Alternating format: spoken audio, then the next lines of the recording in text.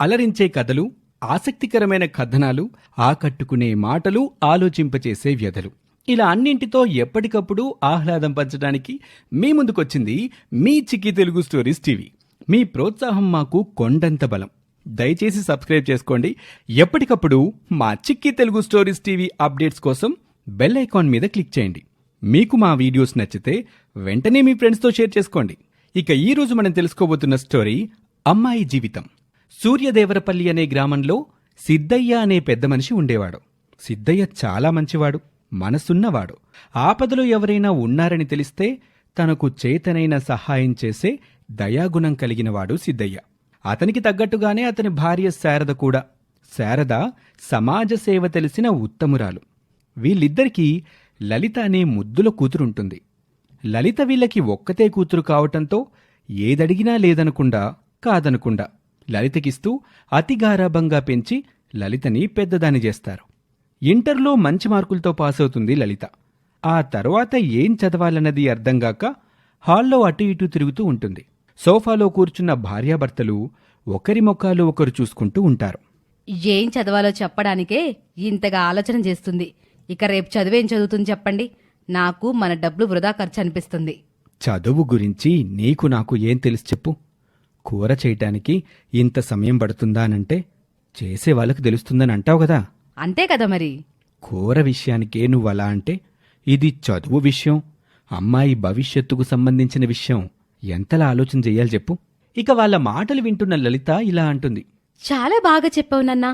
ఇప్పుడు అమ్మ మళ్ళీ మాట్లాడలేదు. ఇంకా తండ్రి కూతుల సంబరాలు చాలే. ఇంతకీ ఏం చదవాలని అనుకుంటున్నావు అది చెప్పు. అవతల నాకు చాలా పనులున్నాయి. అదే నాకు అర్థం కావట్లేదమ్మా. ఇంజనీరింగ్ చదవాలా, డాక్టర్ చదవాలా, లేకపోతే కలెక్టర్ చదవాలా, అది కాకపోతే లాయర్ చదవాలా? అసలు ఏ విషయం నాకు అర్థం కావట్లేదమ్మా. అసలు ఏం తోచట్లేదు. ఒక పని చేయవే. ఎలాగూ ఏడాదికి 12 నెలలు ఉన్నాయి కదా. 3 నెలలు ఇంజనీరింగ్ చదువు, 3 నెలలు డాక్టరు, మరొక 3 నెలలు ఉంటాయిగా కలెక్టరు. ఇక మిగిలిన 3 నెలలు లాయర్ చదివేసే. ఏమంటావు? చదువు అంటే నీకు ఎగతాళిగా ఉందా అమ్మా? నాకు కాదే, మీ తండ్రి కూతుర్లకే ఎగతాళిగా ఉంది. మధ్యలో నాన్న ఎందుకు తీసుకొస్తావు? డైరెక్ట్గా అనలేను కదా, అందుకే ఇలా. ఇంజనీరింగ్ చదవాలా, డాక్టర్ చదవాలా, కలెక్టర్ చదవాలా, లాయర్ చదవాలా? ఏం అర్థం కావట్లేదు. అలా అంటే ఎలా తల్లి? నువ్వు ఒక్కదానివే మన ఊర్లో ఇంటర్ వరకు చదువుకున్నావు. ఇంకా గొప్పగా నువ్వు చదువుకోవాలి. నీకే చదవాలనిపిస్తే అది చదువుకో, కానీ చదువు మాత్రం పక్కా అమ్మా అని తల్లి ముగ్గురు కలిసి చదువు గురించే మాట్లాడుకుంటూ ఉంటారు. ఇక ఆ ఊరి government school teacher Gurunatham Siddaiah ఇంటికొస్తాడు. నమస్తే సిద్ధయ్య గారు, బడి పిల్లల గురించి మీతో మాట్లాడిపోవాలని వచ్చాను. ఇప్పుడు సమయం ఉందా, లేకపోతే నన్ను మళ్ళీ రమ్మంటారా? నమస్తే మాస్టర్ గారు. అయ్యయ్యో, రండి రండి, భలే సమయానికొచ్చారు. అన్నీ సమస్యల గురించి మాట్లాడుకుందాం గాని రండి. ఇక గురునాథం వచ్చి సోఫాలో కూర్చుంటాడు. శారద కాఫీ తీసుకొస్తానని చెప్పి అక్కడి నుంచి వెళ్ళిపోతుంది. లలిత గురునాథం మాస్టర్ని చూసి నమస్తే పెడుతుంది. అందుకు గురునాథం శుభాశీస్సులు అంటూ దీవిస్తాడు. ఇక సిద్ధయ్య గురునాథం ఇద్దరూ కలిసి ముందుగా బడి పిల్లలకు కావాల్సిన సౌకర్యాల గురించి, పుస్తకాల గురించి మాట్లాడుకుంటారు. ఇక ఇంతలోనే శారద టీ తీసుకొస్తుంది. గురునాథం సిద్ధయ్య ఇద్దరూ కలిసి టీ తాగుతారు. ఆ తర్వాత సిద్ధయ్య గురునాథం ఇద్దరూ కలిసి లలిత చదవాల్సిన చదువు గురించి కూడా మాట్లాడుకుంటారు. ఫైనల్గా లలిత ఇంజనీరింగ్ చేస్తే బావుంటుందని నిర్ణయించుకొని లలితని సిటీకి పంపిస్తారు. ఇక లలిత సిటీకెళ్ళి సులోచన లేడీస్ హాస్టల్లో చేరిపోతుంది. అక్కడ రూంలో దేవుడి ఫోటోలు పెట్టి పూజలు చేస్తూ ఉంటుంది. అగరుబత్తుల పొగ గదంతా వ్యాపించి బయటకొస్తూ ఉంటుంది. అటుగా వెళ్తున్న ఒక వ్యక్తి సులోచన లేడీస్ హాస్టల్లో పొగలొస్తున్నాయని అగ్నిమాపక సిబ్బందికి ఫోన్ చేస్తారు. వాళ్ళు సైరన్ వేసుకుంటూ హాస్టల్ దగ్గరికొస్తారు. అప్పుడు వార్డెన్ జరిగిన కథంతా చెప్పి వాళ్ళని అక్కడి నుంచి పంపించేస్తుంది. ఇక లలిత ఒక పేరున్న ఇంజనీరింగ్ కాలేజ్లో జాయిన్ అవుతుంది. అక్కడ సీనియర్ వాళ్ళు జూనియర్ వాళ్ళని ర్యాగింగ్ చేస్తూ ఉంటారు. లలితను కూడా అరవింద్ అనే కుర్రాడు ర్యాగింగ్ చేస్తూ ఉంటాడు. నాకర్థం కాని 2 విషయాలు నిన్ను అడుగుతాను. నువ్వు వాటి గురించి చెప్తే ఇక్కడి నుంచి వెళ్ళిపోవచ్చు. అలాగేనండి, అడగండి, చెప్తాను. మొదటిసారి గడియారం తయారు చేసిన వాడికి సమయం ఎలా తెలిసింది? ఇది మొదటి ప్రశ్న. ఇక రెండోది, మొదటిసారిగా పెరుగు కోసం తోడు వేసిన వాడికి తోడెలా దొరికింది? ఈ 2 విషయాలకి క్లారిటీ ఇచ్చి నువ్వు నీ క్లాస్కెళ్ళొచ్చు. మీరు సీనియర్, మీకే తెలియనప్పుడు జూనియర్ని నాకెలా తెలుస్తుంది చెప్పండి. ఓహో, అలా అంటావా? అయితే ఇప్పుడు ఇది చెప్పు, 8లో సగం ఎంత అడ్డంగా కోస్తే 0 అండి, నిలువుగా కోస్తే 3 అండి. అని లలిత చెప్పిన సమాధానానికి అరవింద్కి కళ్ళు తిరుగుతాయి. అది చూసి చిన్నగా నవ్వుకొని అక్కడి నుంచి క్లాస్ రూమ్కి వెళ్ళిపోతుంది లలిత. ఇక అక్కడ లెక్చరర్స్ చెప్పే పాఠాలు లలిత వినలేకపోతుంది. టెలిఫోన్ డైరెక్టరీ మాదిరిలా ఉన్న బుక్స్ని లలిత మొయ్యలేకపోతుంది. వామ్మో, ఏంటి ఈ బుక్స్ ఇంత లావుగా బరువుగా ఉన్నాయి. ఈ ఇంజనీరింగ్ చదువులు మనకొద్దు అనుకొని ఒక్క నిమిషం కూడా సిటీలో ఉండకుండా అన్నీ సర్దేసుకొని ఉన్నపలంగా ఊరికెళ్ళిపోతుంది. తల్లిదండ్రుల్ని కలుస్తుంది. అమ్మా, నాన్న, నేనైతే ఇంజనీరింగ్ చదవను. నాకు అసలు ఏమీ అర్థం కావట్లేదు. నేను డాక్టర్ని చదివి మనూర్లోని క్లినిక్ పెడతాను నాన్న. నువ్వేమంటావు? డబ్బులు ఏవైనా చెట్లకు కాస్తున్నాయి అనుకుంటున్నావా? ఇప్పుడు అక్కడ కట్టిన డబ్బులు బూడిదల పోసిన పన్నీర్ అయిందిగా. అబ్బా, నువ్వు ఉండమ్మా.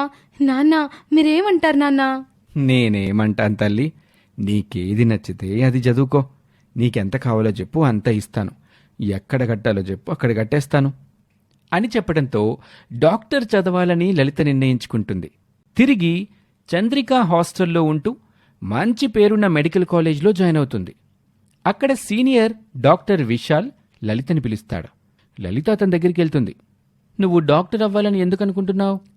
అందరినీ కాపాడాలని డాక్టర్ అవుదాం అనుకుంటున్నాను. హబ్బచా, సరే. గుండె నిమిషానికి ఎన్నిసార్లు కొట్టుకుంటుంది? మీద నాదా సార్? ఎవరిదైనా సరే జనరల్గా గుండె నిమిషానికి ఎన్నిసార్లు కొట్టుకుంటుంది? 72 సార్లు కొట్టుకుంటుంది సార్. నువ్వు డాక్టర్వి అని నీకెలా తెలుస్తుందో చెప్పు. అయ్యో, ఆ మాత్రం మీకు తెలీదా? యాప్రాన్ వేసుకుంటాను, మెడలో స్టెథోస్కోప్ వేసుకుంటాను కదండి. అలా నేను డాక్టర్నని నాతో పాటు చూస్తున్న వాళ్ళకు కూడా తెలిసిపోతుంది. జోక్ బాగుంది. ఇప్పుడు యాక్సిడెంట్ జరిగి రక్తం అడుగులో ఒక పేషెంట్ నీ దగ్గరికి వస్తాడు.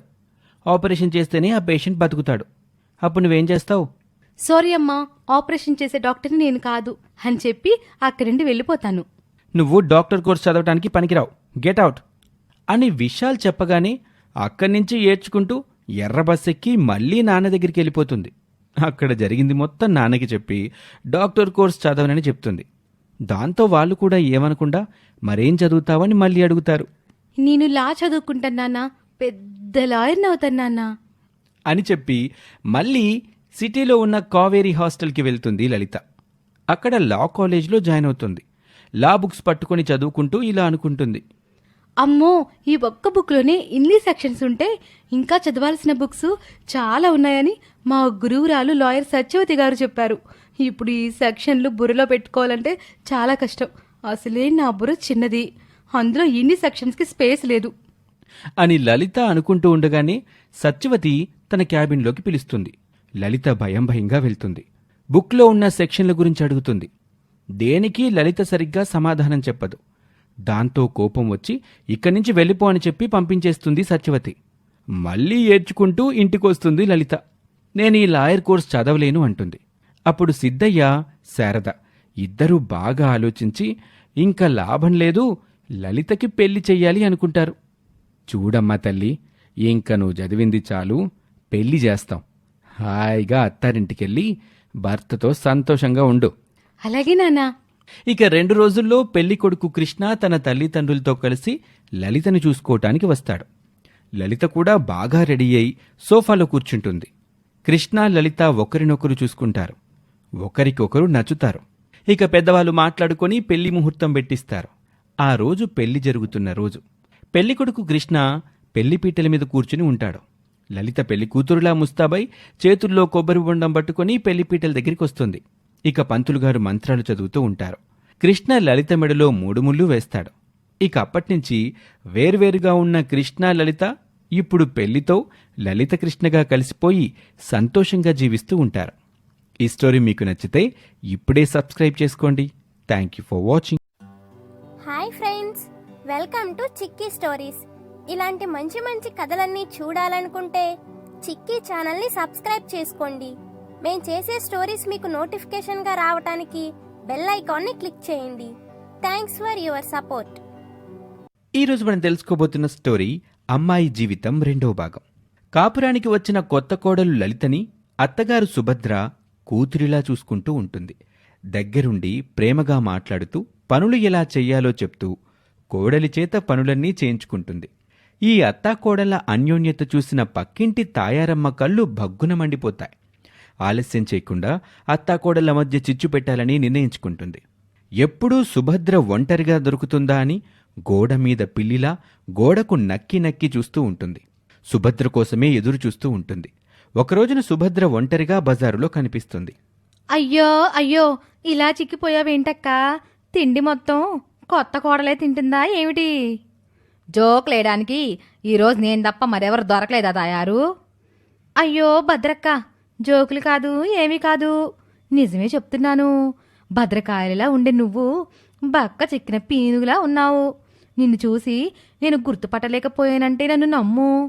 తొమ్మ ముద్దులా ఉండే నువ్వు ఇలా లొట్టపీసు కట్టెలా అవుతావని అనుకోలేదక్కా. పీనుగులా, లొట్టపీసు కట్టెలా, తుమ్మమొద్దులా ఇలా తనను పోల్చినందుకు సుభద్రలో ఎక్కడా లేని ఆవేశం కట్టల్దించుకుంటుంది. కాకపోతే అది బజారు కాబట్టి ఏమీ మాట్లాడకుండా వస్తున్న కోపాన్ని వేడివేడి టీ నీళ్లు మింగినట్టుగా మింగుతూ ఉంటుంది. ఈ విషయం తెలియని తాయారమ్మ తనలో తాను ఇలా అనుకుంటుంది. పిచ్చిది ఆ ఆలోచనలో పడింది. ఇక ఈ అత్తాకోడళ్ళ మధ్యలో నేను కోరుకుంటున్న కురుక్షేత్రం మొదలవుతుంది. నిన్నటి వరకు నవ్వుతూ ఉన్న ముఖాలు ఇంటికెళ్ళాక ఏడుస్తూ ఉంటాయి. నిన్న మొన్న కలిసిమెలిసిన అత్తాకోడళ్ళు ఆంధ్ర తెలంగాణలా విడిపోతారు. ఇక మనకి పండగే పండగ అనుకుంటూ తన పక్కన ఉండాల్సిన సుభద్రని చూస్తుంది. సుభద్ర అక్కడ కనిపించదు. అలా నడుచుకుంటూ ముందుకు వెళ్ళిపోతూ ఉంటుంది. అది చూసిన తాయారు రన్నింగ్ చేయటం మొదలెడుతుంది. అలా రన్నింగ్ చేస్తూ కాలు స్లిప్ అయి కిందపడి దొర్లుకుంటూ అలా సుభద్ర కంటే ముందు వెళ్తూ తెరిచిన మ్యాన్హోల్లో పడిపోతుంది. అది చూసిన సుభద్ర ముసిముసిగా నవ్వుకుంటుంది. తాను తీసుకున్న గోతిలో తనే పడ్డమంటే ఇదే కావచ్చు. కుక్కలే కాదు, అప్పుడప్పుడు మ్యాన్ హోల్స్లో కూడా మనకు మంచి చేస్తాయని అనిపించింది నాకు అని అనుకుంటూ అక్కడి నుంచి నడుచుకుంటూ అలా ఇంటికి వెళ్తుంది. కోడలు లలిత హాల్లో కనబడదు. వంటగదిలోకి వచ్చి చూస్తుంది. అక్కడ కూడా లలిత కనిపించదు. ఇదేమిటి, కోడల హాల్లో లేదు, వంటగదిలో లేదు, బట్టలు పిండి పడుకున్నట్టుగా ఉందేమో. పిచ్చి పిల్ల, ఇద్దరం కలిసి చేసుకుందామంటే వినదో. మీరు అమ్మలాంటి వాళ్ళ అత్తయ్య, మీరు కూర్చోండి నేను చేస్తాను, నాకేదైనా రానప్పుడు మీరు నేర్పిస్తే సరిపోతుందని చెబుతుంది. పెరట్లో కూరగాయల మొక్కలకి ఏదైనా కూరగాయలు ఉన్నాయేమో చూస్తాను అనుకుంటూ పెరట్లోకి వెళుతుంది సుభద్ర. పెరట్లో కూర్చుని బుద్ధిగా చదువుకుంటున్న కోడలు లలిత కనిపిస్తుంది. శ్రద్ధగా చదువుకుంటున్న కోడలు లలిత పెరట్లో ఉన్న తన దగ్గరికి అత్తగారు సుభద్ర వస్తుందని అనుకోలేదు. అలాగే కూర్చుని చదువుకుంటూ ఉంటుంది. కోడలిని ఏమాత్రం ఇబ్బంది పెట్టడం ఇష్టం లేని అత్తగారు ఏ చప్పుడూ కాకుండా పెరట్లోని కూరగాయల మొక్కలకు కూరగాయలు కోస్తూ ఉంటుంది. అనుకోకుండా చేతిలో ఉన్న గిన్నె జారి ధనేల్మని కింద పడుతుంది. ఆ చప్పుడుకి కోడలు లలిత తిరిగి అత్తను చూస్తుంది. ఆమె దగ్గరికి వస్తుంది. ఏమైందత్తయ్య, పెరట్లోకి ఎందుకొచ్చారు? పనులన్నీ చకచక చేసేశావు, నేను చేయడానికి ఏమీ లేదు. ఏటూ ఇంట్లో పాలు పోవడం లేదు. ఇదిగో ఇలా పెరట్లో ఏమైనా కూరగాయలు వెళ్తాయా అన్నట్టుగా వచ్చాను కోడలా. అయినా నువ్వు బెడ్రూమ్లో చదువుకోవాల్సింది కదా, ఇక్కడెందుకు? ఊరికి రూమ్లో ఫ్యాన్ గాలి కింద ఏముంటానత్తయ్య, అందుకే ఇలా పెరట్లోకి వచ్చాను. మీరు హాయిగా టీవీ పెట్టుకొని సీరియల్స్ చూస్తూ ఉండండి. పెళ్ళైన 25 ఏళ్ళ నుంచి చేస్తూనే ఉన్నారు కదా. నాకు మనవడినో మనవరాలనో ఇచ్చారంటే వాళ్ళ ఆలనా పాలనలో ఈ ముసలి జీవితం గడిపేస్తాంలే అని అత్తగారు సుభద్ర అనగానే కోడలు లలిత ఒక్కసారిగా బిగుసుకుపోతుంది. కంగారు పడుతుంది. కాళ్ళు చేతులు వణుకుతూ ఉంటాయి. ఉన్నట్టుండి ఒక్కసారిగా లలితకు చెమటలు నీటి ధారలా కారుతూ ఉంటాయి. కోడలు పరిస్థితికి సుభద్రకి అయోమయంగా ఉంటుంది. ఏమైంది కోడలా? లలిత ఏమీ మాట్లాడకుండా అక్కడ్నుంచి బెడ్రూంలోకి వెళ్ళిపోతుంది. అప్పుడు సుభద్రకి ఒక విషయం అర్థమవుతుంది. కొడుకు కోడలి మధ్యలో దాంపత్య జీవితం సరిగ్గా లేదని, ఎక్కడో ఏదో పొరపాటు జరుగుతుందని అనుకుంటుంది. వెంటనే తన భర్తతో మాట్లాడి కొడుకుని అడగమని చెప్పాలి అనుకుంటుంది సుభద్ర. నేను కూడా కోడలు నిదానంగా ఉన్నప్పుడు మాట్లాడతాను అనుకుని ఇంట్లోకొస్తుంది. అప్పుడు బెడ్రూంలోకి వెళ్లి తలుపు వేసుకున్న లలిత బెడ్ మీద కూర్చుని ఏడుస్తూ ఉంటుంది. తనలో తాను ఇలా ఆలోచన చేస్తూ ఉంటుంది. నాకు ఆయనకి మధ్య దాంపత్య జీవితం సరిగ్గా లేదని అత్తయ్య అర్థం చేసుకున్నట్టుగా అనిపిస్తోంది. ఇప్పుడు వెళ్ళి మావయ్యని అడుగుతారు. మావయ్య ఆయన కూర్చోబెట్టి అడుగుతారు. అప్పుడు ఆయన ఏం చెప్తాడో. అన్ని విషయాల్లో చక్కగా నవ్వుతూ ఆనందంగా ఉంటున్న మీ కోడలు కాపురం విషయం వచ్చేసరికి కంగారు పడుతూ దూరంగా నెట్టేస్తుందని చెప్తాడా అని అనుకోవటం ఆపేస్తుంది లలిత. ఆ గదంతా నిశ్శబ్దం. తిరుగుతున్న ఫ్యాన్ చప్పుడు కూడా ఏమీ వినిపించటం లేదు. అలాగే మౌనంగా ఉండిపోతుంది లలిత. ఇంతలో లలిత సెల్ ఫోన్ రింగ్ అవుతుంది. వెంటనే ఆలోచనలో నుండి తేరుకుంటుంది. స్టడీ టేబుల్ దగ్గర రింగ్ అవుతున్న సెల్ ఫోన్ దగ్గరికి వస్తుంది. నెంబర్ చూస్తుంది. కృష్ణ కాలింగ్ అని పడుతుంది. గోడకున్న గడియారం దిక్కు చూస్తుంది.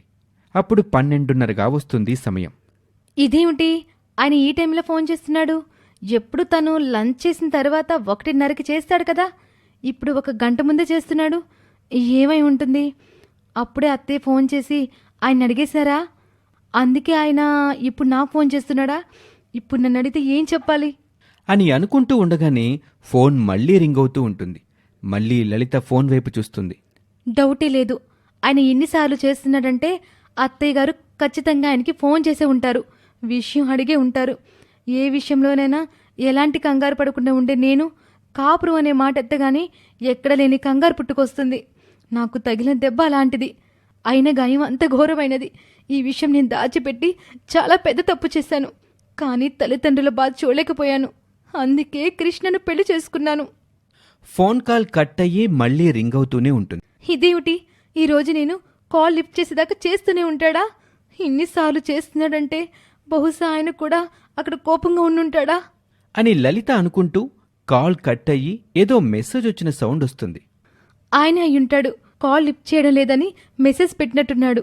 మాట్లాడేదానికంటే మెసేజ్ చేయడం సులువు కదా. ఏం మెసేజ్ చేశాడో చూద్దాం అనుకుంటూ లలిత మెసేజ్ ఓపెన్ చేస్తుంది. అందులో ఈ నెంబర్ గల వ్యక్తికి యాక్సిడెంట్ అయ్యింది.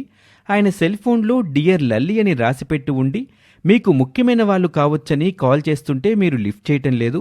దగ్గరలో ఉన్న సాగంటి హాస్పిటల్కి తీసుకెళ్తున్నాం, మీరక్కడికి రండి అని ఉంటుంది.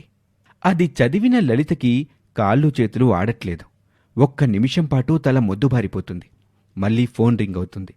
వెంటనే తేరుకున్న లలిత కాల్ని లిఫ్ట్ చేస్తుంది. కంగారుగా ఇలా అంటుంది. హలో, ఎవరు మీరు? ఆయన ఎలా ఉన్నాడు? ఫుట్పాత్ మీద స్పృహ కోల్పోయి పడి ఉంటాడు కృష్ణ. అతని పక్కనే ఉన్న వ్యక్తి ఫోన్ మాట్లాడుతూ ఉంటాడు. ఇంకా స్పృహలోకి రాలేదు మేడం, అంబులెన్స్ కోసం వెయిట్ చేస్తున్నాం. రాగానే హాస్పిటల్ తీసుకెళ్తాం, మీరు బయలుదేరి సాగంటి హాస్పిటల్స్కి వచ్చేయండి. తప్పకుండా వస్తానండి.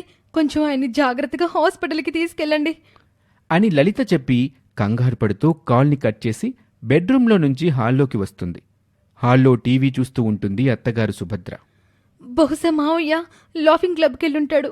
ఇప్పుడు అత్తయ్యకి చెప్పి తనని తీసుకొని సాగంటి హాస్పిటల్స్కి తీసుకెళ్ళాలి. ఆ తర్వాత మావయ్యకి చెప్పొచ్చు అనుకుని సుభద్రని పిలుస్తుంది. అత్తయ్య, అత్తయ్య, మనం సాగంటి హాస్పిటల్స్ వరకు వెళ్ళొద్దాం రండి అత్తయ్య. ఏంటే కోడ్లా, ఏమైనా విశేషం ఉందా? అలా అడిగిన అత్తయ్య సుభద్ర చూపుల్ని అర్థం చేసుకుంటుంది. కాని ఇప్పుడు మాట్లాడే సందర్భం కాదని ఇలా అంటుంది. అయ్యో అత్తయ్య, ఆయనకి యాక్సిడెంట్ అయిందంట. సాగంటి హాస్పిటల్కి తీసుకుని వెళ్తున్నారంట. ఎవరో రోడ్డు మీద పడి ఉండడం చూసి హాస్పిటల్కి తీసుకుని వెళ్తున్నారంట అత్తయ్య. మనం కూడా వెళ్దాం అత్తయ్య అని చెబుతున్న కోడలి మాటలు విని బిత్తరపోతుంది అత్తగారు సుభద్ర. ఇక ఆ తర్వాత ఏం జరుగుతుందో అమ్మాయి జీవితం నెక్స్ట్ ఎపిసోడ్లో తెలుసుకుందాం. ఈ స్టోరీ మీకు నచ్చితే మన ఛానల్ని ఇప్పుడే సబ్స్క్రైబ్ చేసుకోండి. Thank you for watching.